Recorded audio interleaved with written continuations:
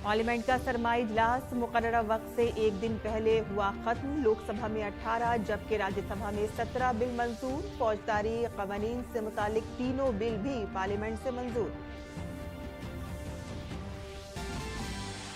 चंडीगढ़ को आज कई तरक्याती मंसूबों की मिलेगी सौगात। मरकजी वजीर दाखिला अमित शाह करेंगे 332 करोड़ रुपए के तरक्याती मंसूबों का इफ्तिताह।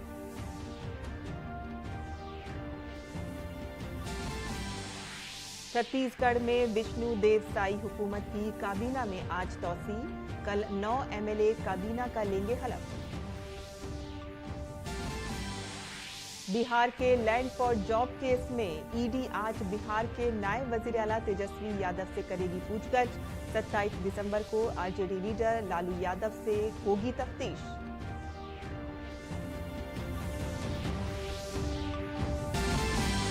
मुल्क में कोरोना के बढ़ते हुए मामलात के पेश नजर मरकजी हुकूमत चाकू चौबंद। फिलहाल किसी किस्म की कोई पाबंदी नहीं, मास्क भी जरूरी नहीं।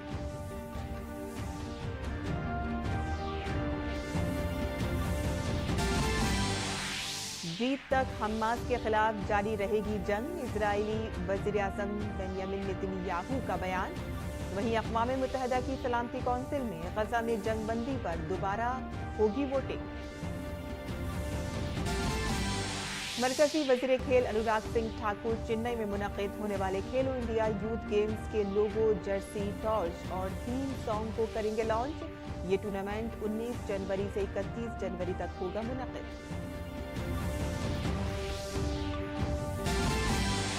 टीम इंडिया के हाथों जनूबी अफ्रीका को करारी शिकस्त। 3 मैचों की वनडे सीरीज 2-1 से जीती। संजीव सैमसन ने अपने करियर की पहली वनडे सेंचुरी बनाई।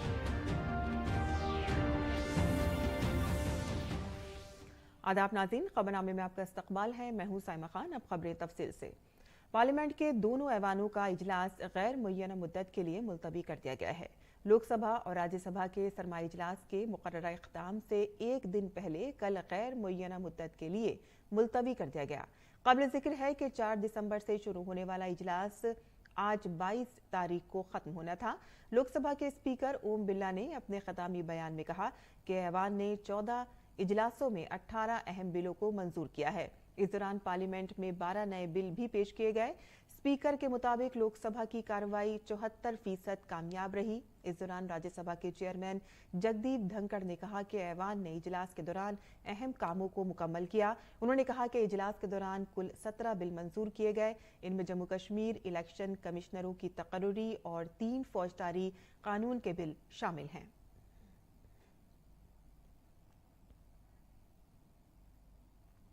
Press and magazine registration bill 2023, जिसे अखबारात और रसाल की रजिस्ट्रेशन के अमल को आसान बनाने के मकसद से लाया गया था, लोकसभा में मंजूर कर लिया गया है। इस बिल पर मरकजी वजीर अनुराग सिंह ठाकुर ने कहा कि यह बिल गुलामी की जहनियत को खत्म करने का बिल है। पिछले 10 वर्षों में पुराने संसद भवन हो या नया संसद भवन, इनमें गुलामी की मानसिकता से बाहर निकलकर नए भारत के लिए नए कानून बनाने का जो शानदार काम हुआ है, सबसे पहले तो मैं प्रधानमंत्री मोदी जी को उसके लिए धन्यवाद देना चाहता हूं और आभार प्रकट करना चाहता हूं सभी माननीय सांसदों का।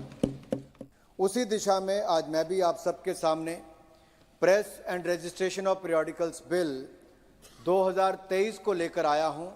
ये बिल भी गुलामी की मानसिकता से बाहर निकलकर नए भारत के लिए एक नया कानून लाने का कार्य हमने किया है। और इसके अलावा उन्होंने कहा कि अब सिर्फ 2 माह के अंदर अखबारात और रसाइल RNI में रजिस्टर्ड हो जाएंगे। 1867 का ये बिल है और उस समय 1867 में भारत गुलाम था और अंग्रेजों की मानसिकता थी कि प्रेस को भी कहीं ना कहीं अपने हाथ में रखें, यहां तक कि उनके लिए रजिस्ट्रेशन करना भी अपने आप में एक बहुत बड़ी चुनौती थी। और ये एक बड़ा कॉम्प्लेक्स ये पूरा एक सिस्टम था। ये 8 चरण में इसको किया जाता था। मुझे सदन में कहते हुए प्रसन्नता है, अब 2-3 साल नहीं लगेंगे, केवल 2 महीने के समय के अंदर आपको अपना समाचार पत्र हो, पत्रिका हो, उसकी अनुमति मिलेगी। राज्यसभा ने Indian justice code, Indian civil defence code और इंडियन एविडेंस बिल को पास कर दिया है। अब ये 9 आबादियाती दौर के आईपीसी, सीआरपीसी और एविडेंस एक्ट की जगह लेंगे। नए कवानीन का मकसद सजा के साथ साथ इंसाफ को यकीनी बनाना है। जुमेरात को राज्यसभा में इस बिल पर बहस हुई और बहस का जवाब देते हुए मरकजी वजीर दाखिला अमित शाह ने कहा कि ये बिल गुलामी की जहनियत को खत्म करने के अज़्म का हिस्सा है। और आइए इस रिपोर्ट में जानते हैं इन तीनों बिलों के अहम नुकात। फौजदारी कवानीन और इनके निफाज के अमल में इनकलाबी तब्दीलियां की जा रही हैं। इंडियन पीनल कोड की जगह इंडियन जस्टिस कोड 2023 ने ले ली है। इंडियन सिविल डिफेंस कोड की जगह सीआरपीसी और एविडेंस एक्ट की जगह इंडियन एविडेंस बिल 2023 ने ले ली है। अगर हम इन तीनों बिलों की अहम खुसूसियात के बारे में बात करें तो इंडियन जस्टिस कोड, जिसने 1860 के इंडियन पीनल कोड की जगह ली है, सेक्शंस की तादाद कम हो गई है। आईपीसी में 511 सेक्शंस हैं, जबकि जुडिशियल कोड में 358 सेक्शंस हैं। 175 हिस्से बदले जाएंगे, 8 नए सेक्शंस शामिल किए जाएंगे और 22 सेक्शंस को खत्म किया जाएगा। अगर हम इंडियन जुडिशियल कोड के जरिए लाई जाने वाली बड़ी तब्दीलियों के बारे में बात करें तो दहशतगर्दी, मुनज़्ज़म जराइम और मॉब लिंचिंग से मुतालिक जराइम को शामिल किया गया है और यहाँ तक कि इनमें सजाए मौत का भी इंतजाम किया गया है। पहले दहशतगर्दी को खुसूसी कवानीन जैसे कि यूएपीए और मकोका जैसे मुनज़्ज़म जराइम के जरिए सजा दी जाती थी। दहशतगर्दी की तारीफ वजह करते हुए मुल्क की यकजहती, सालमियत और सलामती को खतरे में डालना, आम लोगों को डराना या अमन आमा को खराब करना दहशतगर्दी समझा जाएगा, जिसके लिए सजाए मौत या उम्र कैद की सजा का इंतजाम किया गया है। इक़वा, भत्ता चोरी, कॉन्ट्रैक्ट किलिंग, जमीनों पर कब्जा, मालियाती घोटाले और सिंडिकेट क्राइम के जरिए किए जाने वाले साइबर जराइम जैसे जराइम को मुनज़्ज़म जराइम के दायरे कार में शामिल किया गया है। मुनज़्ज़म जराइम के मुकदमात में ज्यादा से ज्यादा सजाए मौत का इंतजाम है। गैंग रेप के मामले में मुतासरा को बालिग मानने की उम्र 16 से बढ़ाकर 18 कर दी गई है। बदकारी या जिना को जराइम करार देने वाली आईपीसी की दफा 497 को भारतीय अदालती ज़ाब्ता 2 में शामिल नहीं किया गया है। ताहम आईपीसी की दफा 498 को भारतीय अदालती ज़ाब्ते की दफा 84 में बरकरार रखा गया है, जो एक आदमी को दूसरे मर्द की बीवी को मुतासिर, लुभाने या बहकाने की सजा देता है। बीएनएस में बगावत के कानून को हटा दिया गया है और इसकी जगह फिरकावारियत, मुसल्लह बगावत या तखरीबी सरगर्मियों को भड़काने या भड़काने की कोशिश के जुर्म से ले लिया गया है, जो भारत की खुद मुख्तारी, इत्तेहाद और सालमियत के लिए खतरा है। इसके अलावा खाने की अशिया या मशरूबात में मिलावट, मिलावटी अद्वियात और लापरवाही से गाड़ी चलाने जैसे जराइम को भी इंडियन जुडिशियल कोड में शामिल किया गया है। छोटे जराइम जैसे कि शराब पीकर हंगामा आराई करना, 5,000 रुपए की कम की चोरी के लिए 24 घंटे की कैद या 1,000 रुपए के जुर्माने या कम्युनिटी सर्विस हो सकती है। इसी तरह सीआरपीसी में भी बहुत सी तब्दीलियां की गई हैं और अब सिविल डिफेंस कोड में 533 सेक्शंस रह जाएंगे। 160 सेक्शंस तब्दील होंगे, 9 नए शामिल किए जाएंगे और 9 को खत्म कर दिया जाएगा। अगर हम बिल के अहम नुकात की बात करें तो अब शहरी अपने दायरे इख्तियार से कतई नज़र किसी भी थाने में एफआईआर दर्ज करवा सकेंगे। एफआईआर दर्ज करने से लेकर केस स्टडी को बरकरार रखने तक, चार्जशीट दाखिल करने और फैसला सुनाने तक का पूरा अमल डिजिटल किया जाएगा। एफआईआर के 90 दिनों के अंदर चार्जशीट लाजमी तौर पर दाखिल की जाएगी। अदालत इस वक्त को मजीद 90 दिन तक बढ़ा सकती है, जिससे तफ्तीश मुकम्मल करने की कुल ज्यादा से ज्यादा मुद्दत 180 दिन हो गई है। इस्मत दरी की शिकार खवातीन का मुआयना करने वाले डॉक्टरों को 7 दिन के अंदर अपनी रिपोर्ट तफ्तीशी अफसर को सौंपनी होगी। अदालतों को चार्जशीट मौसूल होने के 60 दिनों के अंदर इल्जामात की तैयारी मुकम्मल करनी होगी। दलाइल मुकम्मल होने के 30 दिन के अंदर फैसला देना, जिसमें खुसूसी अदालत में 45 दिन तक तौसी की जा सकती है। फैसला सुनाए जाने के 7 दिनों के अंदर लाजमी तौर पर ऑनलाइन दस्तयाब कराया जाएगा। 7 साल से ज्यादा सजा पाने वाले जराइम के लिए फोरेंसिक टीमों को लाजमी तौर पर जराइम के मकाम का दौरा करना होगा। कोई भी मुकदमा जिसकी सजा 7 साल या इससे ज्यादा की हो, मुतासरा को सुनने का मौका दिए बगैर वापस नहीं लिया जाएगा। सजाए मौत को ज्यादा से ज्यादा उम्र कैद में तब्दील किया जा सकता है। उम्र कैद की सजा को ज्यादा से ज्यादा 7 साल कैद में और 7 साल की सजा को 3 साल कैद में तब्दील किया जा सकता है।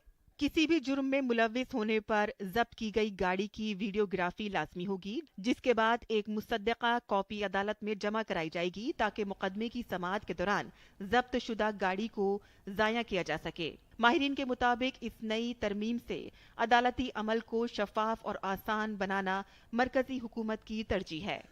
Bureau report, DD news Urdu खबरें।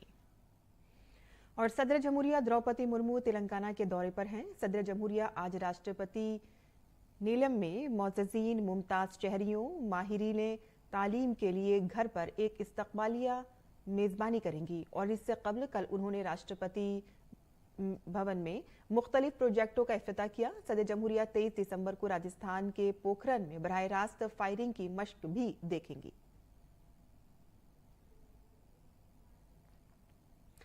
मरकजी वज़ीर दाखिला अमित शाह आज कुरुक्षेत्र और चंडीगढ़ के दौरे पर होंगे। कुरुक्षेत्र पहुंचने के बाद मरकजी वज़ीर दाखिला शक्तिपीठ श्री देवी कोप भद्रकाली मंदिर में दर्शन और पूजा भी करेंगे और इसके बाद वो कुरुक्षेत्र में जारी बनुल अक़वामी गीता महोत्सव के संत सम्मेलन में शिरकत करेंगे। फिर वो चंडीगढ़ पहुंचेंगे और वज़ीर दाखिला Chandigarh college of engineering and technology में करोड़ों के तरक्याती प्रोजेक्टों का इफ्तिताह करेंगे और कई खदमात का भी आगाज करेंगे।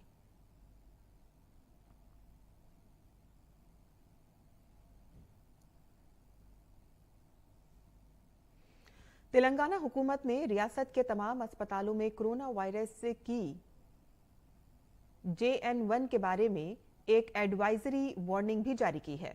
इससे पहले रियासत में इस नए वायरस का कोई मामला दर्ज नहीं किया गया है। ताहम केरल रियासतों में इस इन्फेक्शन की खबरें आने के बाद तेलंगाना हुकूमत ने तमाम अस्पतालों को हिदायत दी है। अस्पतालों में इन्फ्लुएंजा जैसी बीमारी या सांस लेने में दुश्वारी का शिकार मरीजों की निगरानी करने और उनके टेस्ट करने, उन्हें अलग वार्ड समय में रखने और मास्क पहनने और मुकम्मल इलाज की हिदायत दी गई है। आयुर्वेदिक एजुकेशन के एडिशनल डायरेक्टर और गांधी अस्पताल के सुपरिटेंडेंट डॉक्टर M राजा राव के मुताबिक अस्पताल नए वेरिएंट से निपटने के लिए पूरी तरह से तैयार है और किसी को परेशान होने की जरूरत नहीं है। 65 साल से जायद उम्र के अफराद, हामला खवातीन, ज़ियाबतीस और ब्लड प्रेशर के मरीजों और दिल और गुर्दे के मरीजों से खुसूसी एहतियात बरतने की अपील की गई है।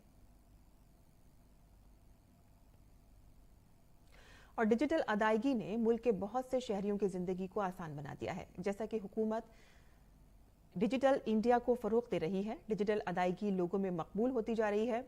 रामलला के शहर अयोध्या में घाट पर फूलों की माला फरोख्त करने वाले से लेकर मंदिर में चंदा देने तक सब कुछ डिजिटल अदायगी के जरिए किया जा रहा है। और यकीन नहीं आता तो देखिए हमारी ये खुसूसी रिपोर्ट। डीडी न्यूज पहुंच चुका है सरयू के किनारे। ये है नया घाट जो पर्यटकों की सुविधा के लिए बनाया गया है और यहाँ पर भी डिजिटल पेमेंट की सफलता की कहानी हम आपके लिए लेकर के आ रहे हैं। ये हैं अयोध्या के अनु माझी जो सरयू नदी में कश्ती चलाने का काम करते हैं। इनकी रोजी रोटी का इन्हिसार इस कश्ती पर है जो माँ सरयू की गोद में तैरती है। लेकिन डिजिटल अदायगी की वजह से इनकी जिंदगी की कहानी बदल रही है। कैसे अयोध्या बदली है और आपके कारोबार को क्या फायदा हुआ? अयोध्या तो बहुत काफी बदल गई है और कारोबार में भी बढ़ोतरी हो गई है और आशा करते हैं कि और भी आगे बढ़ोतरी होगा। थोड़ा सा यहाँ से गुप्तार घाट की यात्रा बताइए, कितना समय लगता है, कितना किराया लगता है, कैसे लोग आकर के ये जो बोट्स हैं या नाव हैं उन पर कर सकते हैं, सवारी का आनंद उठा सकते हैं? अब हम लोग तो छोटी नाव वाले हैं तो ये मान के चलिए कि हाफ डाउन में 3 घंटे का सफर है और कम से कम 2000 तो लगेगा ही उसमें। हाफ डाउन पूरी नाव का? हाँ, पूरी नाव का 2000। ये बहुत ही रीजनेबल जिसको कहा जा सकता है किराया। 3 घंटे आप समय दे रहे हैं। लेकिन एक बात समझाइए कि आपने डिजिटल पेमेंट का कुछ कर रखा है और नीचे मैं देख रहा हूँ, क्या वाकई डिजिटल पेमेंट लोग करते हैं और किस तरह से काम कर रहे हैं? मतलब पेमेंट करा लेते हैं, जिसके पास कैश नहीं है तो उस पे कर देते हैं। पर्वत की ऊंचाइयां हो या फिर समुद्र की गहराइयां, डिजिटल पेमेंट आपका पीछा छोड़ने वाला नहीं है।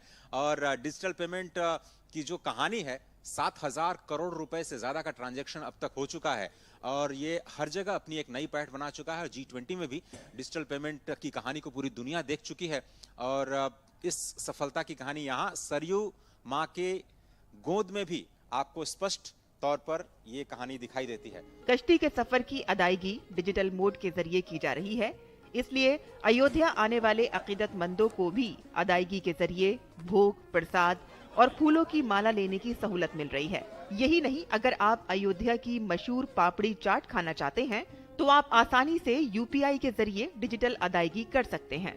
डिजिटल पेमेंट से यही फायदा है कि हमको जो है पैसा लेने देने में कोई परेशानी नहीं होती है। ये आराम है कि सर जी टूटा फूटा और आप बैंक में कैश चला जाता है और उसके लिए बहुत अच्छा है। ये अच्छा रोजगार चल रहा है और यहाँ का ये फेमस आइटम है और ये यहाँ बहुत बिकता है।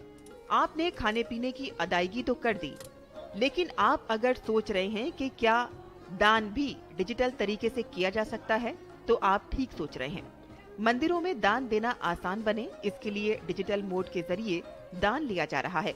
अयोध्या के आलमी मशहूर कनक भवन में डिजिटल अदायगी के जरिए दान देने की सहूलत दस्तयाब है। आप आराम से मंदिर में भगवान के दर्शन कर सकते हैं और फिर अपने मोबाइल से ही अदायगी कर सकते हैं, यानी कि न नकदी का मसला और न ही खुले पैसे की झंझट।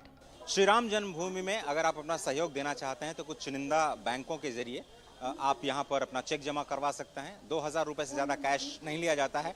और लेकिन सबसे अच्छी व्यवस्था जो है वो आज के जमाने में है UPI पेमेंट। आप देख रहे हैं यहाँ एक SBI का QR कोड लगा हुआ है जिसको मैं खुद स्कैन कर रहा हूँ और बहुत ही आराम से आप श्री राम जन्मभूमि तीर्थ ट्रस्ट पर जा सकते हैं और कितनी भी राशि, जितनी आपकी श्रद्धा हो, वो आराम से किसी भी बैंक से दूसरे बैंक के खाते में तुरंत ट्रांसफर हो जाता है। कैमरामैन उत्तम सिंह के साथ अजय मिश्र, DD न्यूज, अयोध्या।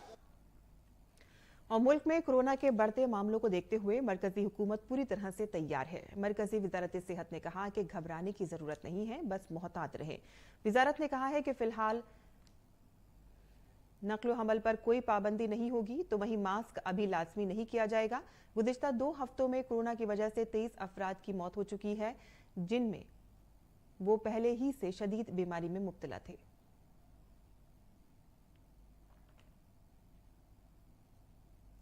और राजधानी दिल्ली में ठंड के साथ साथ आलूदगी में भी इजाफा हो रहा है। दिल्ली में आज हवा के मयार का इंडेक्स 450 दर्ज किया गया, जो कि बेहद खराब जुमरे में आता है। दिल्ली के जहांगीरपुरी में हवा का मयार सबसे ज्यादा 431 रहा। आलूदगी में इजाफे की वजह से हवा की कम रफ्तार और मकामी अलर्ट रही। मरकजी आलूदगी कंट्रोल बोर्ड के मुताबिक दिल्ली में हवा का मयार अगले चंद दिनों तक इंतहाई खराब जुमरे में रहेगा।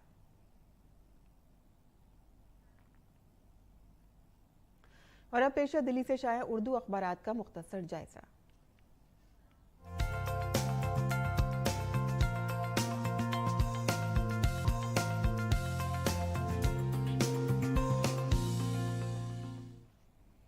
और दिल्ली से शाया होने वाले उर्दू के अखबारात पर नजर डालते हैं, जहां रोजनामा राष्ट्रीय सहारा की कुछ अहम सुर्खियां इस तरह से हैं कि जंगबंदी मुआहदे का अभी कोई इम्कान नहीं है। दरअसल ये बात हो रही है हमास और इजराइल के दरमियान चल रही जंग की, जहां अभी जंग बंदी मुआहदे का कोई इम्कान नहीं है। सिक्योरिटी काउंसिल में तीसरे रोज भी कोई वोटिंग नहीं हो सकी। और वहीं इजराइल का एक तरफ ये कहना है कि हमास के पास बस 2 ही रास्ते बचे हैं, खुद सुपुर्दगी या मौत। मजीद 1 दिन की मोहलत देते हुए वोटिंग 1 रोज के लिए मौखर कर दी गई। आगे की खबर पे जान लेते हैं, जहां इसी अखबार की आलमी सफ़े से जो हमने सुर्खी ली है वो भी देख लेते हैं। गजा की बात हो रही है, यहाँ पर इजरायली जारियत जारी है लगातार वहाँ पर, और मरने वाले फिलिस्तीनियों की तादाद यहाँ पर 20,000 से मुतजावज़ कर गई है। और अक़वाम मुत्तहिदा की करारदाद पर वोटिंग तीसरी मरतबा मुलतवी हुई है।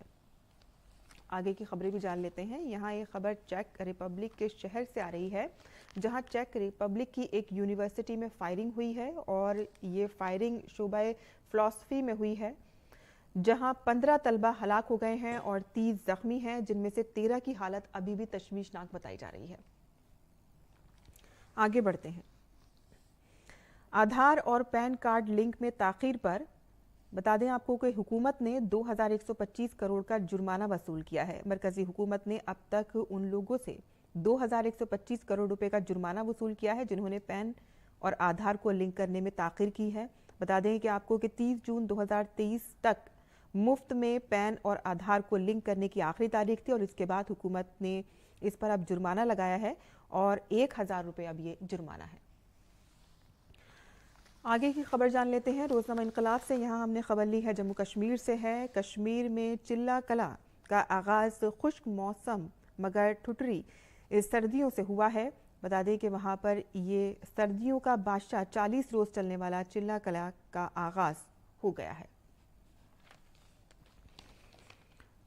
तो ये थी आज के अखबारात की सुर्खियाँ और आगे बढ़ते हैं और अब जान लेते हैं कुछ और मज़ीद बैनुल-अक़वामी खबरें। जहां इजराइल और हमास के दरमियान जारी तनाज़े पर इजरायली वज़ीर आज़म बेंजामिन नेतन्याहू ने कहा है कि गज़ा में इजराइल की फ़ौजी मुहिम उस वक्त तक नहीं रुकेगी कि जब तक वो अपने मकसद को हासिल नहीं कर लेता। नेतन्याहू ने कहा कि इजरायली अफ़वाज हमास के खात्मे तक लड़ाई जारी रखेगी। इजरायली वज़ीर आज़म ने हमास के दहशतगर्दों से यरक़मालियों की रिहाई को भी अपनी अव्वलीन तरजीह करार दिया है। और उर्दून के शाह अब्दुल्ला ने फ्रांसीसी सदर इमैनुअल मैक्रों को बताया है कि गजा पर इजराइल के मुसलसल हमलों से खित्ते के लिए तबाहकुन नताइज हो गए हैं। उन्होंने कहा है कि दुनिया के ममालिक इजराइल पर दबाव डालें कि वो गजा में अपनी फौजी मुहिम खत्म करें और इलाके में तकरीबन 20 लाख फिलिस्तीनियों को ज़रूरी इमदाद की फराहमी में हाइल रुकावटों को दूर करें। दूसरी जानिब अक़वाम मुत्तहिदा के हिमायत याफ्ता एक इदारे की रिपोर्ट में कहा गया है कि गजा की 23 लाख आबादी को भूख से बहरान का सामना है और हर रोज़ से कहत का खतरा बढ़ता जा रहा है। चेक जमहूरिया के दारुल हुकूमत पराग की एक यूनिवर्सिटी में अंधाधुंध फायरिंग से कम 14 अफराद हलाक हो गए हैं। बंदूक बरदार ने चार्ल्स यूनिवर्सिटी में तलबा को निशाना बनाया। इस वाक़े में दर्जनों अफराद जख्मी भी हुए हैं। पुलिस ने हमलावर को हलाक कर दिया। पुलिस इंतजामिया ने लोगों को यूनिवर्सिटी कैंपस के अंदर रहने की हिदायत दी है और जाए वक़ू के एतराफ में सर्च ऑपरेशन जारी है। पुलिस इस बात को यकीनी बनाने की कोशिश कर रही है कि वहां कोई दूसरा हमलावर मौजूद ना हो। जिस यूनिवर्सिटी में यह वाक़या पेश आया है वो प्राग के पुराने शहर में वाक़ है। ये जगह तारीखी चार्ल्स ब्रिज से सिर्फ 50 मीटर के फासले पर है और यहाँ बड़ी तादाद में सयाह आते हैं। अमेरिकी रियासत कैलिफोर्निया में शदीद बारिश के बाइस सैलाब आ गया है। सड़कें बारिश के पानी से भरी हुई हैं और पानी की सतह बढ़ने की वजह से कारें शहर से बाहर नहीं निकल पा रही हैं। शदीद बारिश की वजह से शहर में सड़कें आरजी तौर पर बंद हो गई हैं और जनूबी कैलिफोर्निया में वेंटोरा काउंटी के दीगर हिस्सों से लोगों को निकलने पर मजबूर होना पड़ा है। बारिश के बाइस सड़कें मुकम्मल तौर पर ज़ेरे आब आ गई हैं। मरकजी वजीर खेल अनुराग सिंह ठाकुर आज खेलो इंडिया यूथ गेम्स के 6ठे एडिशन के ऑफिशियल लोगो, जर्सी, मशल और थीम सॉन्ग को लॉन्च करेंगे। शतरंज खिलाड़ी Viswanathan Anand, Tokyo Olympic fence Bhavani Devi और स्क्वाश स्टार जोशना चिनप्पा भी इस तकरीब में शिरकत करेंगे। और इस बार खेलो इंडिया यूथ गेम्स का इनेकाद तमिलनाडु में 19 से 31 जनवरी तक होना है, जिसमें चेन्नई, त्रिची, मदुरई और कोयम्बटूर में मैच खेले जाएंगे।